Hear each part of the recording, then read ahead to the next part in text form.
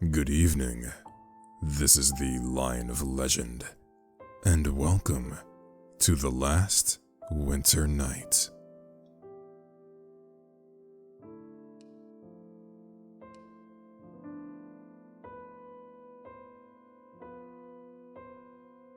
Lost soul, wandering through mist and snow. Do you feel the touch of iron cold?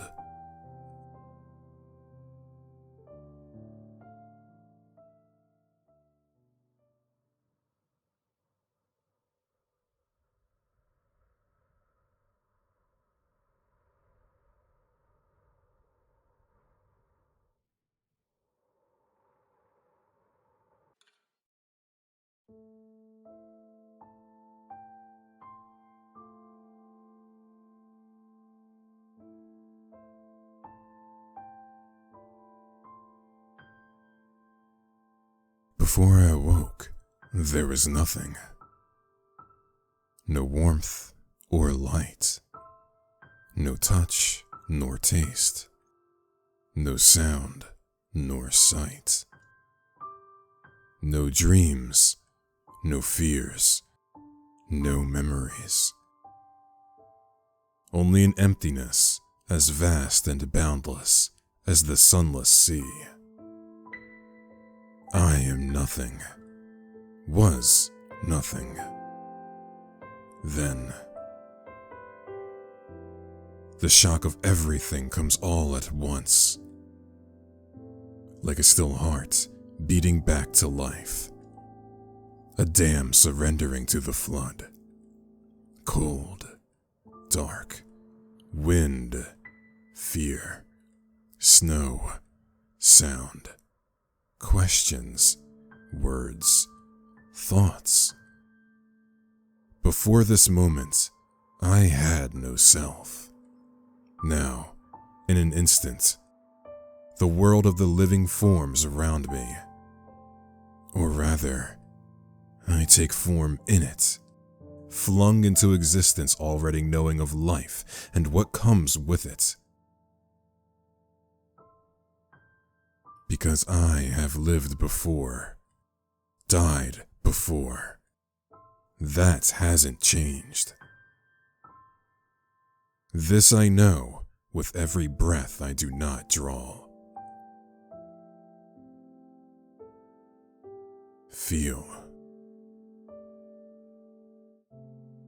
The wind howls. Darkness settles around me like a cloak. I sense the cold, but its bite I do not feel. One advantage of having no body, I suppose. I can't imagine anything surviving this storm for long. Moments pass. I remain still for some time, letting the sensations of the world around me flood my consciousness,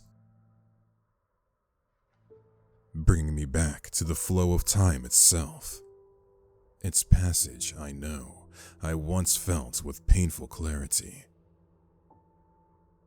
The world of the living is a finite and fragile one, fleeting as frost beneath the morning sun. Listen. The roar of the wind. The creaking of iron, the song of a place abandoned by time. If solitude had a sound, would this be its melody? Look. Finally, I examine my surroundings. Or rather, my encasings.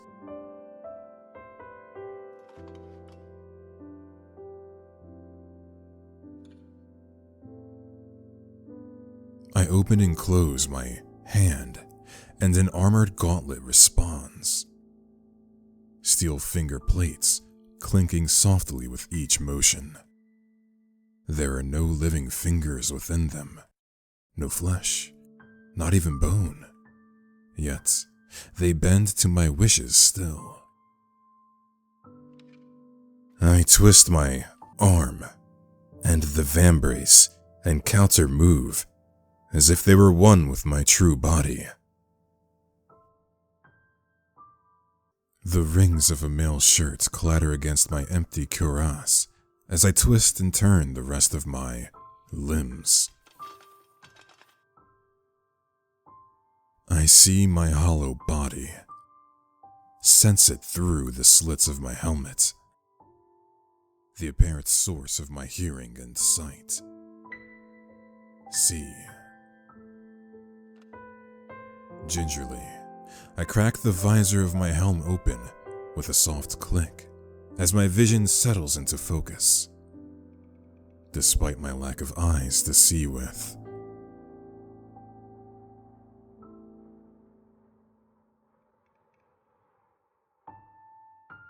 The first thing I see is myself. My reflection, rather, in a broken mirror on an old stone wall. An empty helm stares back at me. In the mirror, I twist and turn and see the hollow steel somehow respond to me, like it belongs to me. Was this my armor? No memories come to me. Not yet. Whatever revelation I expect will not arrive so easily, it seems. I don't have the slightest idea where I am or who I was when I was alive. The only thing I am certain of is that I did live, and then I did not. Yet, I awoke here, in the realm of the living, not beyond the shore where departed souls dwell. My being, my spirit, now rests in these hollow plates that respond to me like pieces of my true body. How? Or more importantly, why? I curl the fingers of my gauntlets. This armor is my only clue, and it yields no answers. All in good time, whatever my name was. You have all of eternity to find your answers now. Yet, despite the cold and rigid nature of the metal, something about the steel shell surrounding me feels comforting, protective and safe, like the arms of a father, and not only because it is armor. Perhaps it once defended me. Why else would my spirit be drawn to an empty case of cold steel? Perhaps in time, its familiarity will shed light on my questions. For now, I turn to the rest of my surroundings.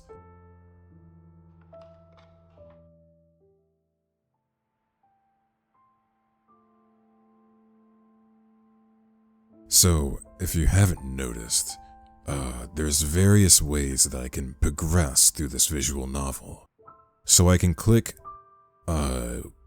images in the background, like these windows or this fireplace, for example, if I can highlight them.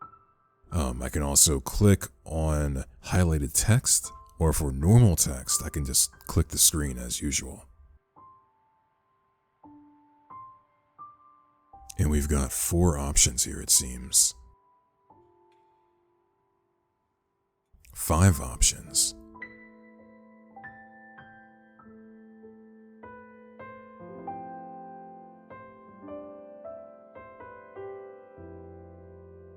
Scattered parchment, letters, lie on the ground near an ancient wooden table.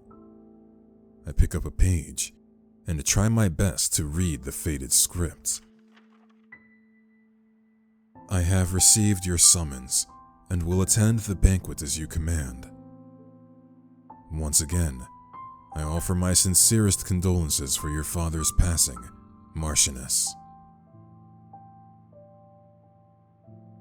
he has left far too much for a young woman to fulfill. They seem to be responses to invitations from a Marchioness. What few letters I can decipher go much the same way. Some overflowing with empty flattery, some with offers of marriage to noble sons, others still with unveiled condescension.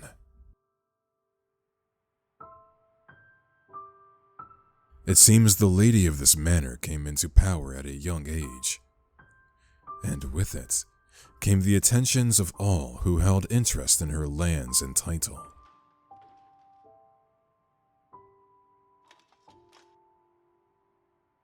I stand in what appears to be a large sitting room or solar, its ceiling held aloft by tall stone walls. Debris and glass litter the floors. A sharp pang runs through my cuirass, through the place where my living heart would be. Clearly, it hurts me to see this place like this. How long has it been left this way? How long have I been dead?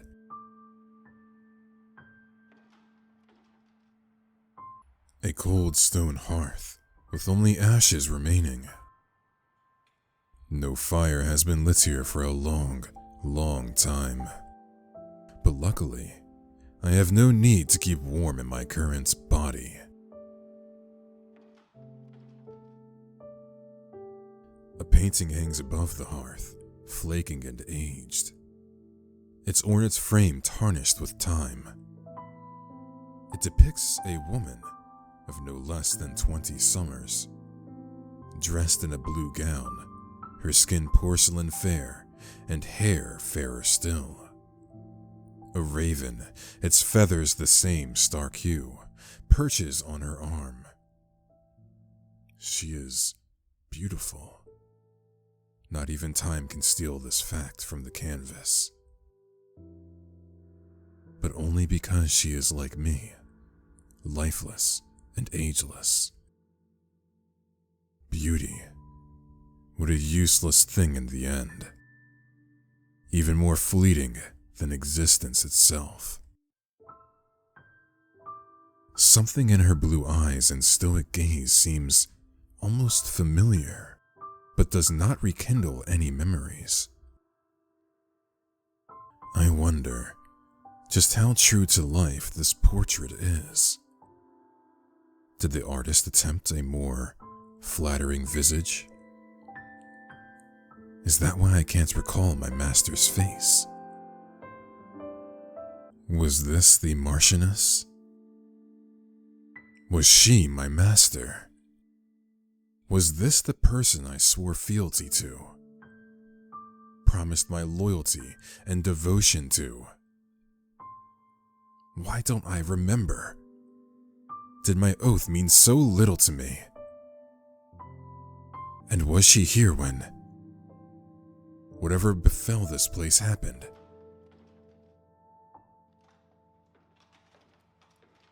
I approached the arched windows on the other side of the room. Set against stone walls and rimmed with frost, several of the glass panes are now shattered. Once, they must have stood proudly, scattering the sun's rays in diamond-shaped patterns against the floors. Now, they are jagged and broken, sharp as an iron eater's maw. Outside, the world is a blur of white and dark that stretches as far as I can see. A bright moon shines in a pitch-black sky. I see my image in the glass, a knight with no face staring back. In moonlight, against the black glass, I noticed more details on my armor. It is pitch black, with ravens carved in painstaking detail across its steel plates. A dark blue sash hangs against its cuirass. Time and weather have not been kind to it, but it must have been beautiful once. The metal clinks as I examine myself in the glass. It is old and tarnished, and yet I don't see a trace of damage from battle, not even a scuff. It would have lain disused while it was still brand new. Was this armor only a piece for show? What a waste of a serviceable suit. Or perhaps I never had the chance to wear it.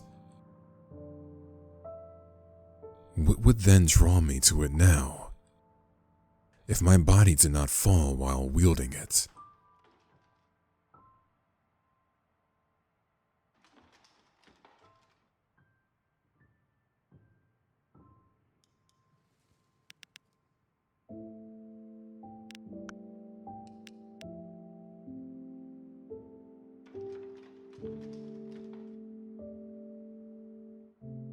It's a rusted suit of armor, crafted in an older style compared to mine, and not nearly as ornate. Hello? I try to call out, and immediately feel foolish. I don't have a body, so naturally I have no voice either. And what are the chances that there's another haunted suit of armor here in these halls? Snow and shards of glass litter these halls, sharp as an iron eater's teeth. I step over them carefully, though I suppose I don't have to worry about cutting myself. Banners hang upon the stone walls. The coat of arms painted upon them is faded, but appears to be a raven in flight. The gray, or perhaps once white, birds perch against a blue background. The ravens are similar to the ones carved into my armor. There cannot be any doubt that this was the family's coat of arms. But where are the members of said family?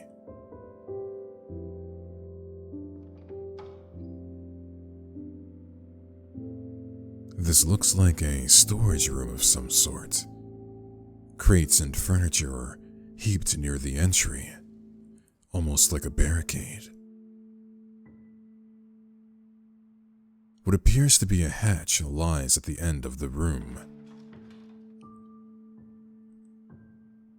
I try to lift it.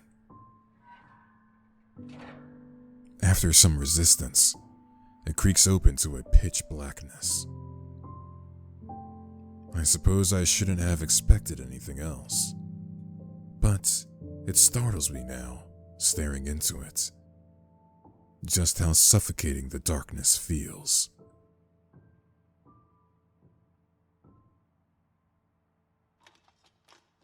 I descend into the pitch-black cellar regardless.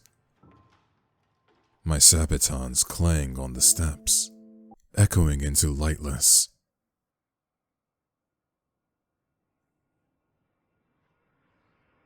soulless, unending, dark, blacker than the sunless sea, blacker than the nothingness of the void where I was, yet was not, and could not sleep, and could not dream, and could not breathe, could not see. I climb back out of the dark. I can't go any further without light. I can't. This darkness is 1,000 times worse than the fear I held when I was alive. The sun would rise again, no matter how many nights I could not sleep, huddled by a lantern. But the fallen know nothing but dark. I can't become formless like mist again. I can't.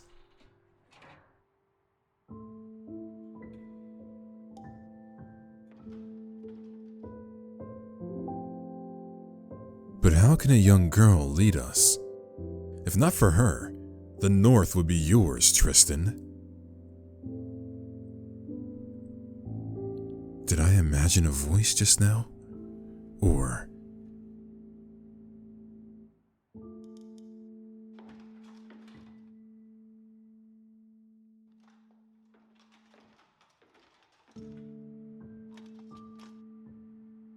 A heavy set of doors lead further into the castle. I try to open them with my gauntlets, but they don't move an inch. It seems they are locked tight.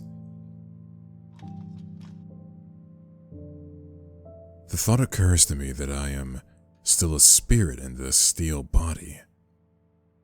In tales and songs, spirits could walk through the world like mist. Why then should a closed door stop me? I am not quite sure how to leave my armor and pass through these doors.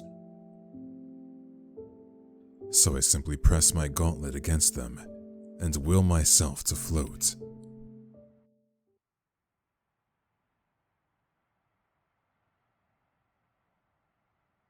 I am nothing. I never was. But didn't I suffocate.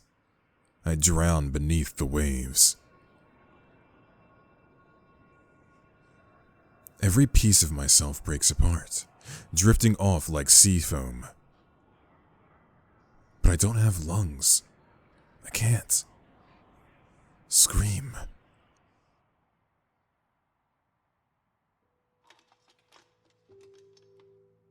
Cold grips me as I settle back into black steel. Back into my armor, my lifeline, my tether. Quickly as it begins, the frigid sensation fades. Yet somehow, still, I shiver. I see why the stories of spirits are called the tales of the mists. Without a tether, I'll drift again.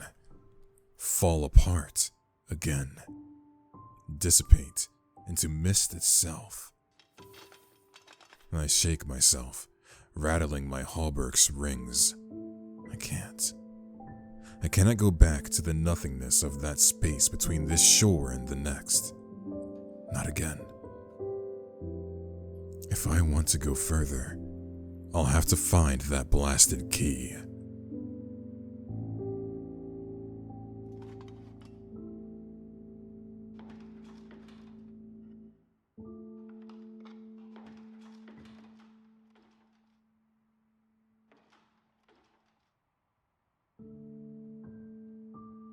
More banners line the walls of this corridor. Upon closer inspection, the ravens are not painted, but painstakingly woven into the fabric. It must have taken hundreds, if not thousands of hours of work.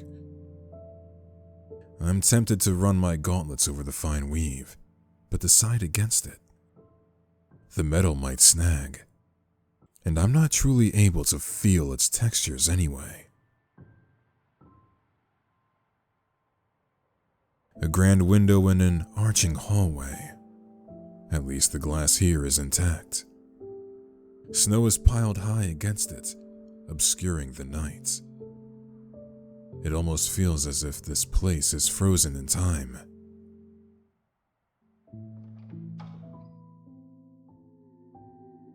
It's a pewter box. Inside it are a flint, iron, and char cloth. Some say that iron is sacred to spirits, perhaps because of its use in lighting fire, perhaps because so many instruments for ending life are made of it. Perhaps it isn't so strange that this suit of armor welcomed me with open arms after all. I take the flint from the box and strike it until a spark catches, then light the 3 long candles standing in the candelabra. It feels irreverent to take these candles meant to honor the dead. But, well, I am among the dead, and I certainly have use of them.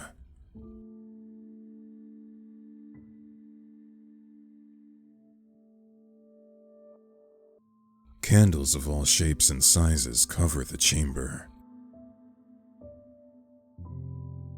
Recollections swim through my murky memories. Lighting candles for the fallen is supposed to guide them to the shore beyond the sunless sea and burn away their mortal regrets. Either nobody thought to light one for me, or whatever burdens I had weighed too greatly to be lifted by flickering flame.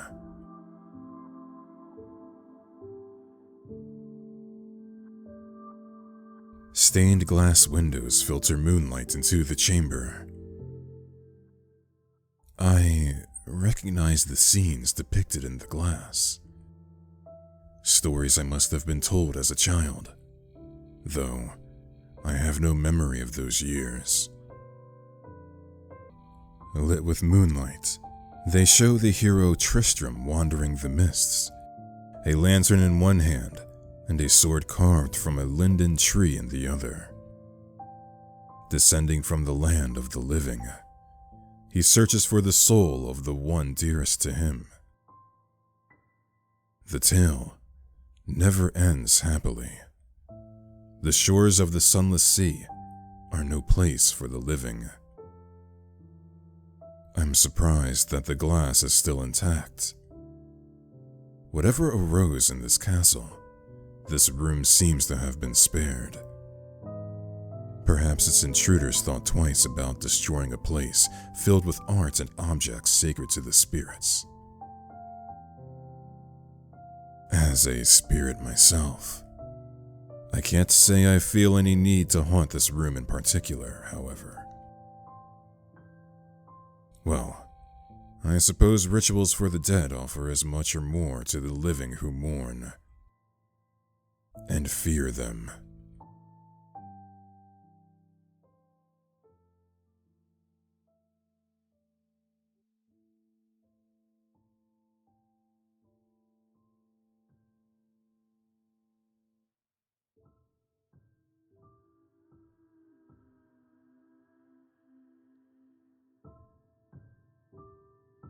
Why can I remember these fairy tales, but not my own?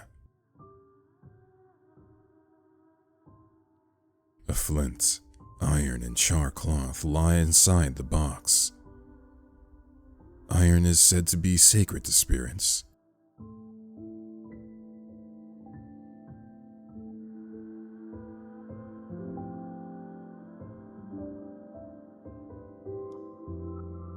So it seems that there is some extra dialogue if I re-examine objects. Did anyone light a candle for me? Well, it matters little now.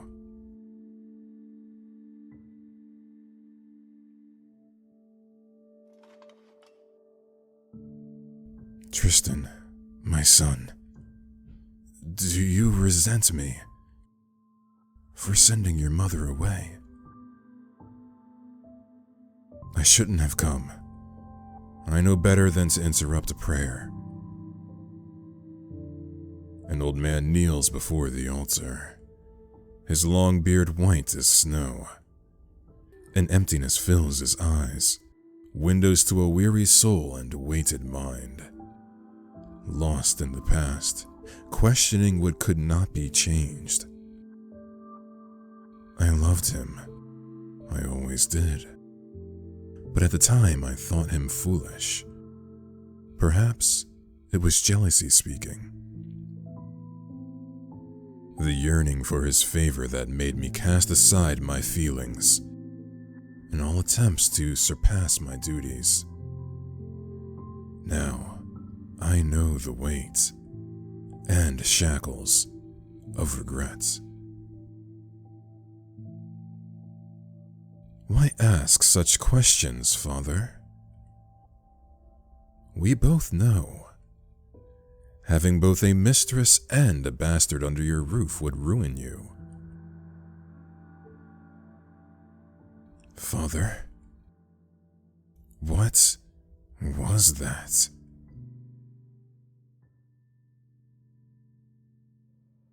Snow lies thick against the glass. I can't make out what lies beyond it. These banners are weathered, but were clearly woven with care. I control the impulse to feel the texture with my gauntlets. There's no point when I have no true sense of touch.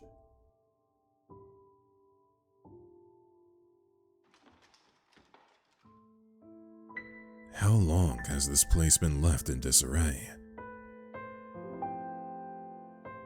Only ashes remain in the hearth. If I wanted to make a fire, I'd have to look elsewhere.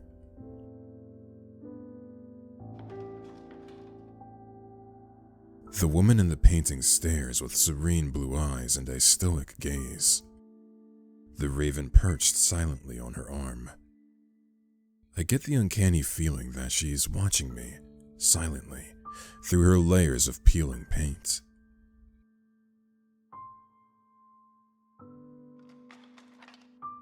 The world outside the jagged windows is a moonlit blur of dark and white. In other words, nothing but snow. There's plenty to investigate before I should even consider looking for a way outside.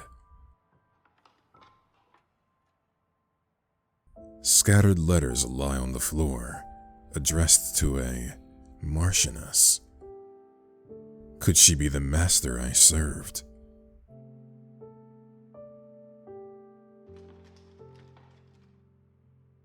It's hard not to keep thinking of you as little lady.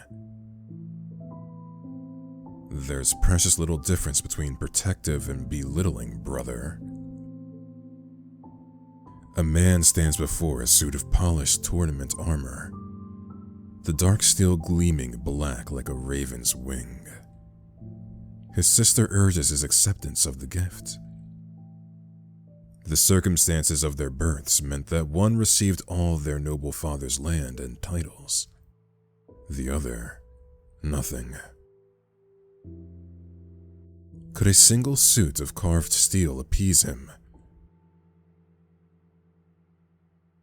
Who? So it seems that we're getting deeper into the bastard child and the other child, and I'm wondering if the familiar voice is the bastard child, who maybe is who we're playing as?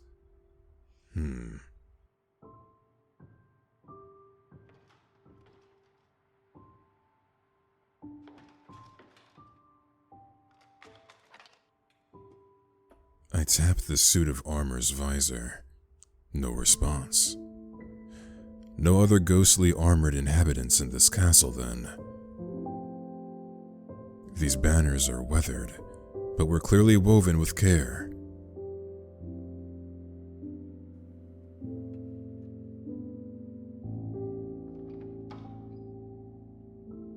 If these crates made up a barricade, it clearly did not last.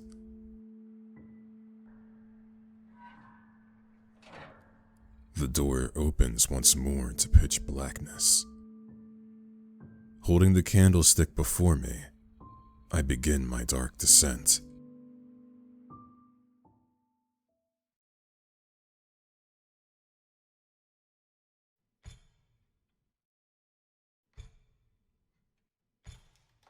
My sabatons clang on stone.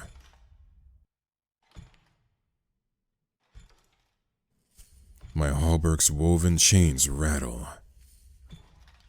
The sound of my armor feels almost deafening in this deathly quiet.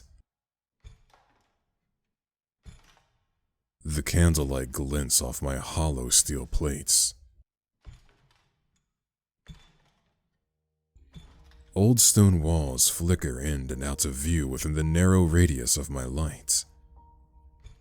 Holding the flames before my visor, I'm struck with a strange sense of familiarity. I remember this feeling of holding my blood-stained hands to a flickering flame. warming life back into my frozen fingers as I huddled in the cold. I'm not sure how long I walk in the underground passage. It feels like a tomb. Finally, up ahead, something on the ground comes into focus. Shapes, figures, bodies. Bones still dressed in the leather, plate armor, chainmail coifs, and hauberks of common soldiers. Not bones, corpses, lives snuffed out. I nearly lurch and drop the candlestick. It is not the sight of death that unbalances me. Being dead myself, and a night, a grim scene like this shouldn't startle me.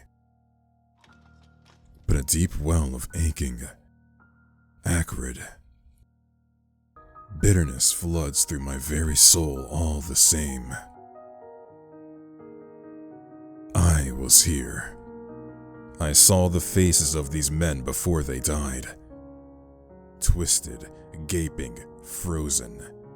The whites of their eyes as large as moons. Did I kill them?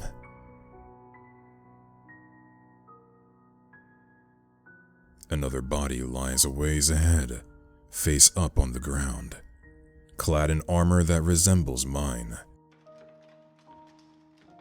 But unlike my black plates, this knight's armor is a rusted, once silver hue. The helm and cuirass are battered. The raven itself, carved into steel, looks wounded. Dried, dark stains have pooled beneath the corpse. It was you. You conspired with... You can still make the right choice, Tristan. Ugh. Tristan? That name again. I remember it. Was it mine? I stared down at the armored corpse. I knew this knight.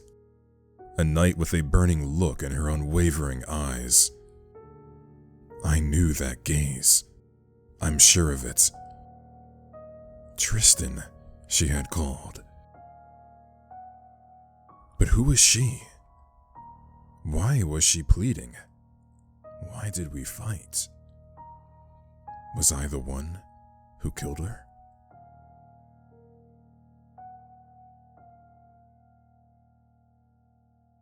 Looped onto her belt is an ornate key. I take it.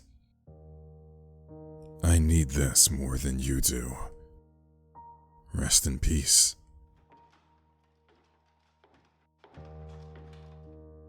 It looks like a bird's skeleton.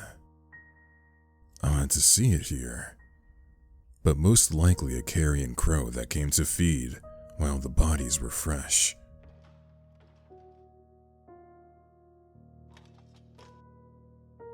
A skull leers out of a chainmail coif as I approach. The flames before me flicker as my gauntlets curl reflexively. Anger, disgust, hatred. These and many more unnameable feelings fill the hollow space of my cuirass. Emotions in the living run through flesh, weighed by the mind, metered by the heart. But a spirit has no such gateway, no barrier against the flood of feeling that make up the soul. The question is not what I did to these soldiers, but why.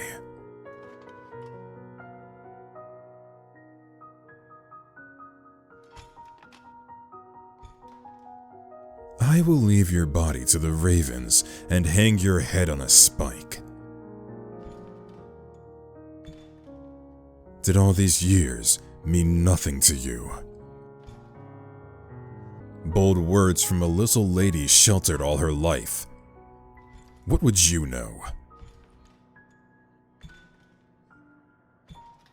Voices accompany every step and clang of my sabatons upon the floor. The sounds, the swirling cacophony, does not make the darkness any less crushing. I have no ears to cover, no voice to yell and to drown them out with. Why am I rushing through the dark life a frightened child? Don't I want to remember? But what will happen if I learn who or what I was?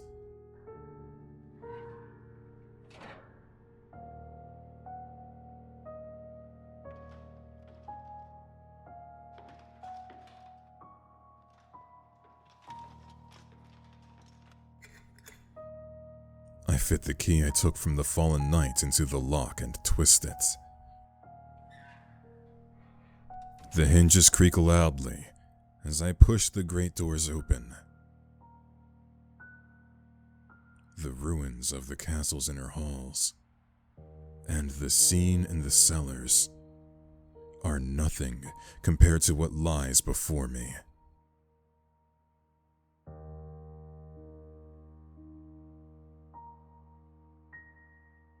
What happened in here? The bodies twisted at the tables are dressed in what were once fine clothes. Furs, dyed silks, and remnants of embroidered wools.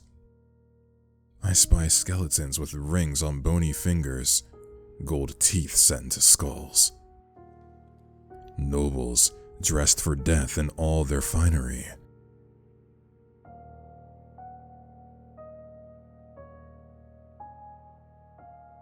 Not only lords and ladies lie here. The bodies of knights and soldiers also litter the hall. The soldiers' corpses are dressed similarly to the ones in the cellars. The knights.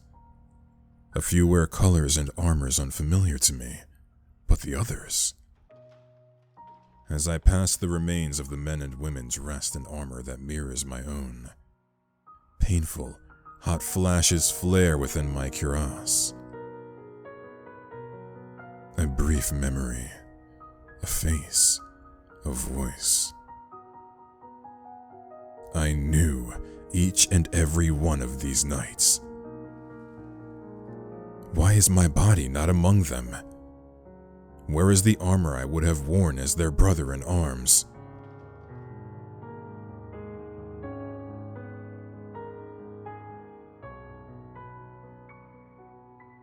Bodies lie crumpled over long tables in a grand hall.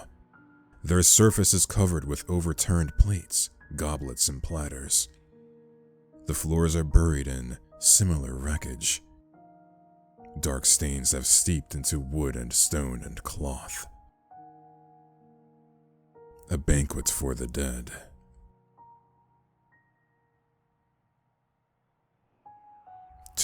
Tristan. Don't you dare, Tristan. Lady Lind, you must retreat. It's too dangerous. And leave everyone to be slaughtered.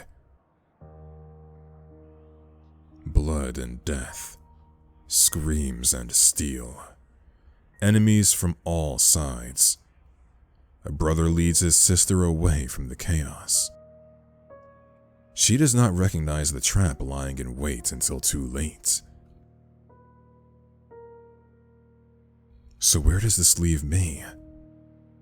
A castle in ruins, a massacre within its halls. The lady who ruled them missing. As was her brother, whose empty suit of armor remained. Did I do this? I don't know for certain yet. There could be another explanation. I can keep searching for answers. I can deny this tale.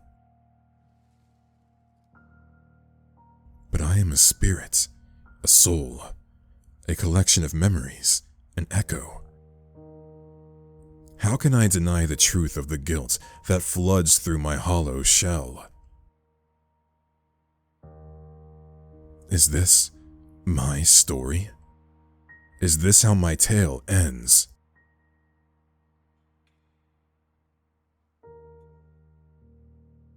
I caused this massacre. I abandoned everyone to their fates. Oh, there's multiple options here. Okay. We'll say that we caused the massacre. I was Tristan. I coveted the title and birthright of another, and stole it for myself. And now, in death, I wander the earth as penance, trapped in this steel shell, a villain in the guise of a knight.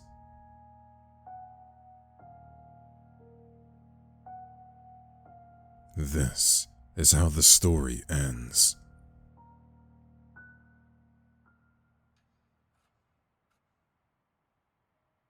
Are you cold, grandmother? Leave me be, child. The young man obeys, but not before adding another log to the fire. Sparks fly as the flames hungrily swallow wood, bathing the room in long, flickering shadows. He is almost 30, but still carries himself with that boyish grace and gentle demeanor not unlike father's or yours.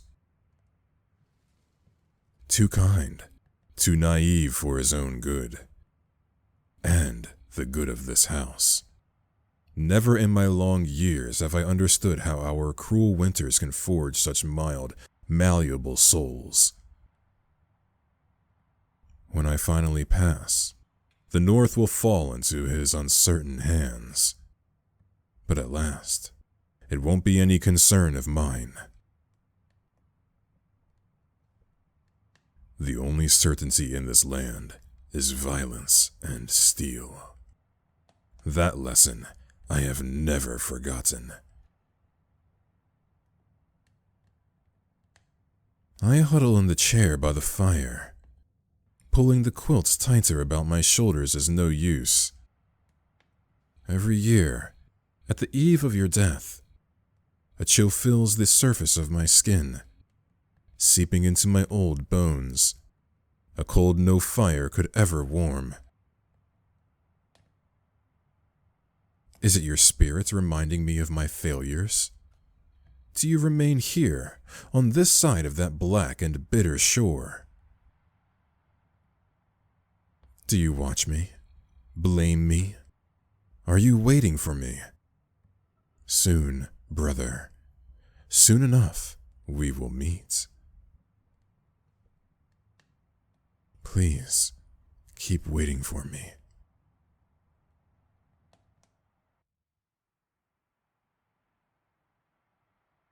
Ending 1. Bitter Memories. Okay. So we will return to last choice. Oh, this is actually pretty convenient. Chapter or last choice.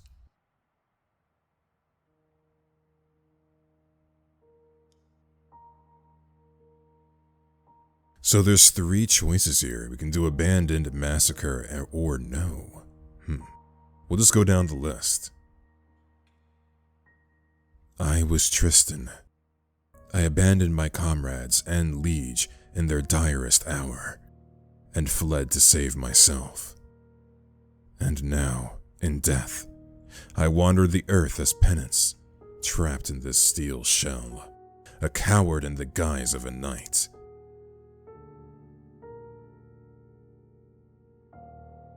This is how the story ends.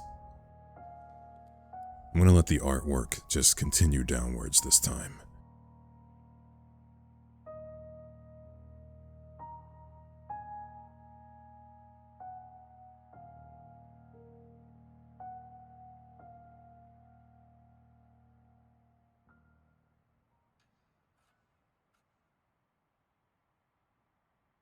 Grip your sword like this, Lin. One hand over the pommel. Now, bring your arms forward. Yes, like that.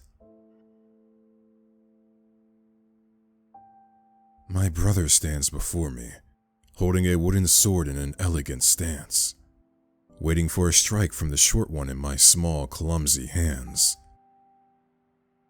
I couldn't have been more than 7 summers old when he first taught me to use a sword.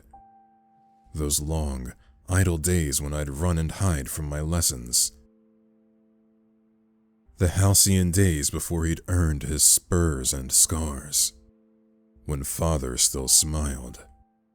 And the two of them would chase me, laughing, through banks of freshly fallen snow.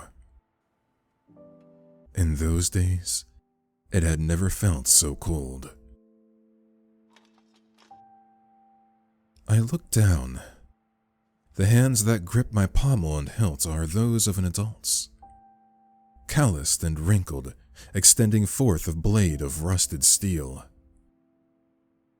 My sword melts as it hits his wooden one, as if the iron had suddenly turned to snow.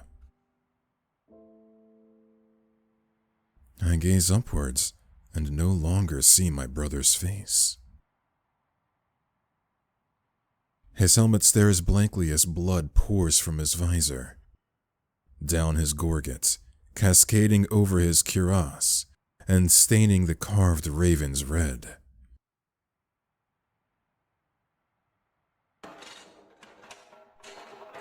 Then the man that stood before me is gone, no more, and his empty armor clatters to the ground.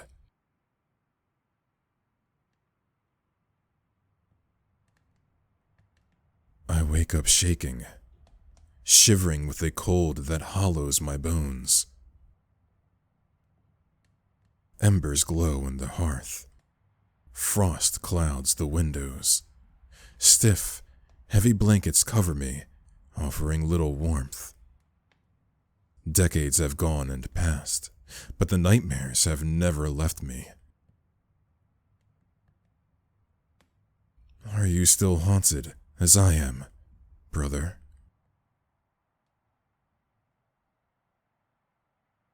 Ending 1B, Broken Memories.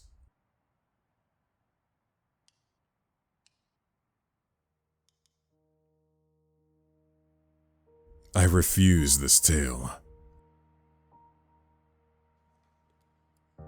I refuse this ending. I refuse to believe this was me. That the person who wore this armor could do such a thing. Even if it's a lie. A foolish tale of make-believe. I want to believe in him. In me. You can still make the right choice, Tristan. Tristan, please.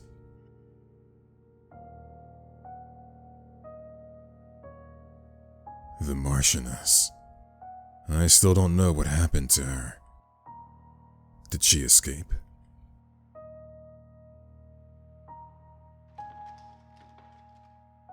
I come before another set of doors at the end of the hall. From the sound of the wind beyond the walls, they must lead outside. I push against the doors. They don't move an inch. Locked as well. Damn it, why? Tristan, don't you dare. I will find you. Just please, stop. I lean against the door, bearing the weight of my armor against it. I hear wood crack and iron groan. It doesn't budge. Let me through, damn it. Let me out. I grip my gauntlets into the wood, iron gouging like the tips of claws, my skeleton of plates twisted and creaking. I bash the maul of my visor into oak again, and again, and again, and again. wishing I could grow iron teeth to tear. And tear, and tear, and tear, and tear it apart. Tristan. Damn this voice. Damn these useless memories. Damn this worthless shell. Don't you dare. Leave.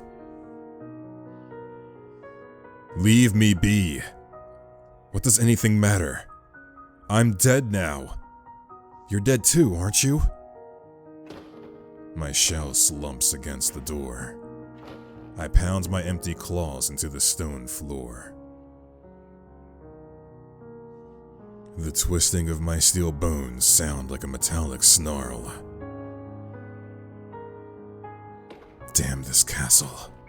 Damn these halls where nothing lives or stirs. But neither do the dead belong. Damn this armor.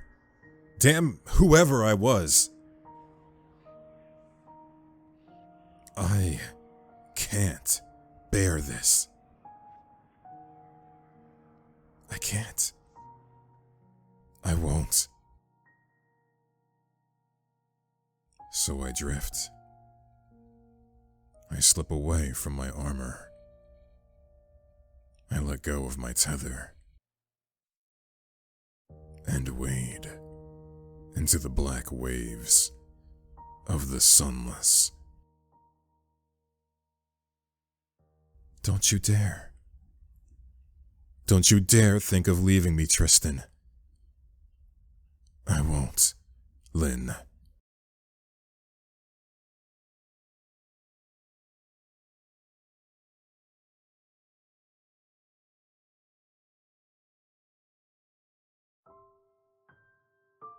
What's troubling you, Mir?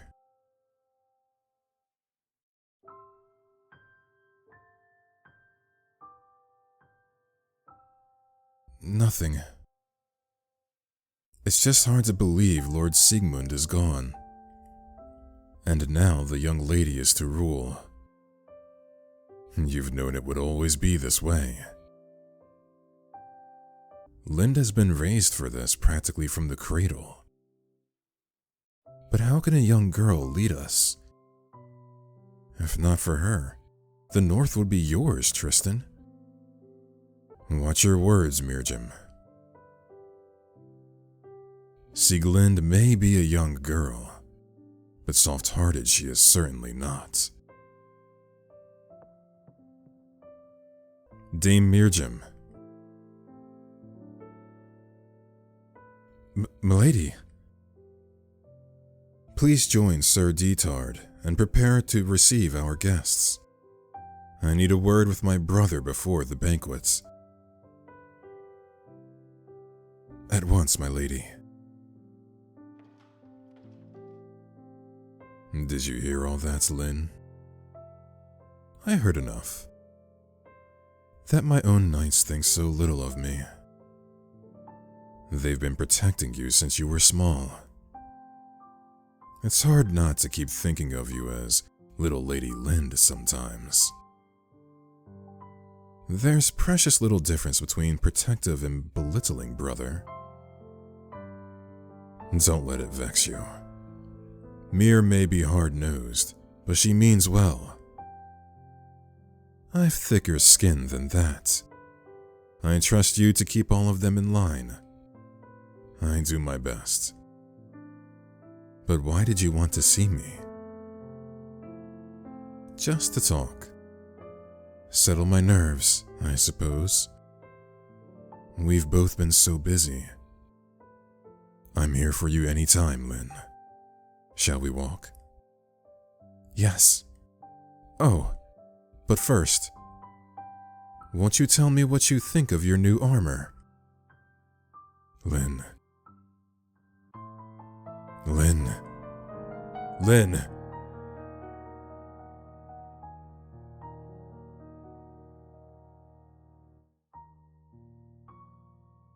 Cold, dark, wind, fear, frost. The wind whips my hair as I cling onto the horse's back for dear life. Branches streak past us. The path is uneven and winding, twisting through a desolate wood. It's a miracle my steed hasn't stumbled, collapsed, twisted, broken-like. I'm too terrified to cry. My muscles burn, yet my entire body feels frozen, the cold cutting through my clothes. I don't know if it's minutes, hours, or days that pass once my steed's thundering hooves finally slow. Then stall, then stop. Light shines up ahead. Pinpricks of fire within the night. Signs at last of life. I dismount and nearly fall off the stallion's back. Shaking, I wipe my hands on my clothes. It's no use. The blood has long dried.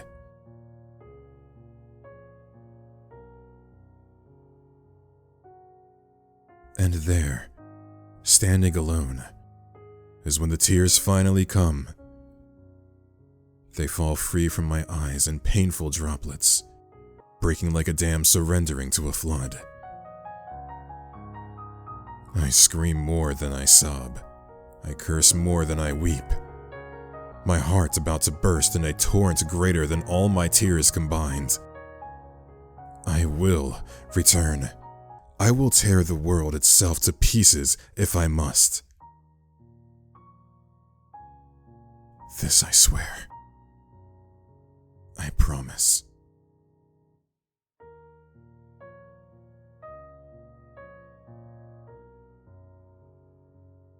The Last Winter Night.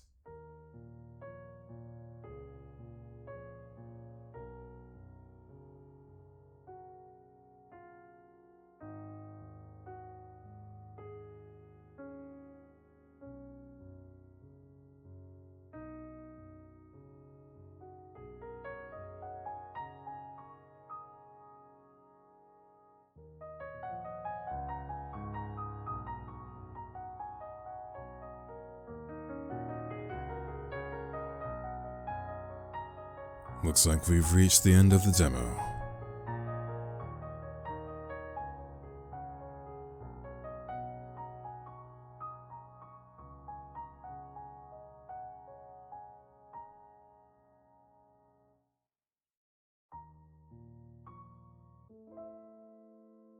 And that was The Last Winter Night. This is yet again another incredible entry from Indesis. It's been a while since I've played an Indesis game. I'm earlier in my initial, I believe, couple months of this channel. I played a few of their visual novels, and the artwork and music and dialogue has always been superb, especially with them being a solo dev. This is yet another great entry in their library, and as this is only the demo, I look forward to the full release, and I'll be sure to hop on that as soon as it is out, which I believe should be in Q4 of this year, so perhaps relatively soon. That being said, I will leave a link in the description so that you can follow the dev's work. I highly recommend that you do. I've enjoyed every single one of them. In addition to that, if you did like this video, go ahead and give it a like, leave a comment, perhaps subscribe to the channel. And I will see you all in the next video. So have a good night.